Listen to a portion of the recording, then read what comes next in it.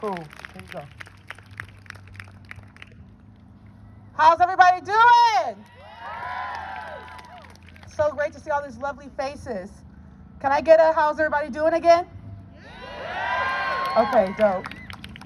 So my name is Chardonnay Beaver. I just want to hold the mic, be a little comfortable with y'all. My name is Chardonnay Beaver. I am born and raised in the Central District. I'm also a University of Washington student. I am intending to major in the political science.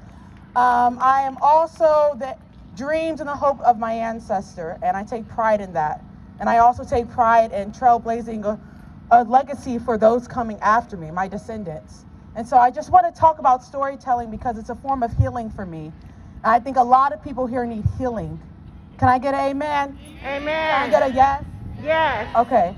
I'm just filling the room because I need to know that you guys are present, that you're here.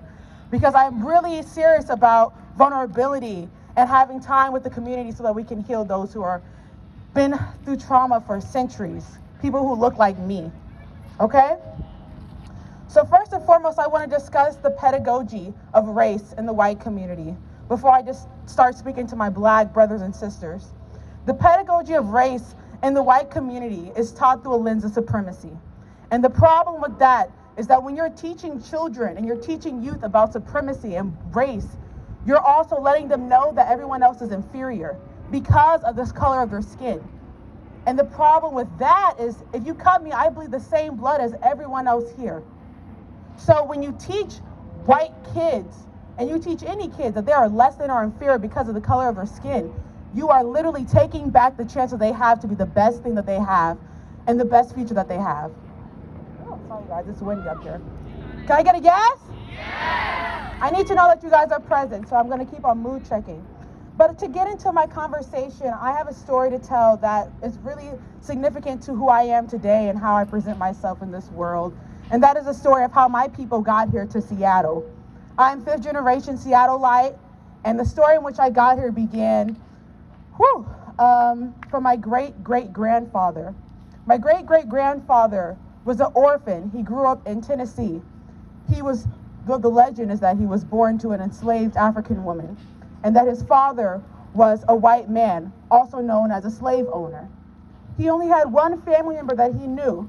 And so when he decided to be a refugee because of the South and the status of the South, the lynching and genocide of Black bodies, at that time, he chose to take everything that he knew, which wasn't much. Again, he was born to a woman in shackles. He got up, he grabbed his stuff, and he left. He walked the railroads from Tennessee to Washington. That is a long route. And for many of us, some of us here who are immigrants, who may have escaped different massacres or genocides or different harms or abuse, poverty. We had people here in America who were stolen from their ancestral land, brought here, and were refugees in their own home. And that is the story of my great-great-grandfather.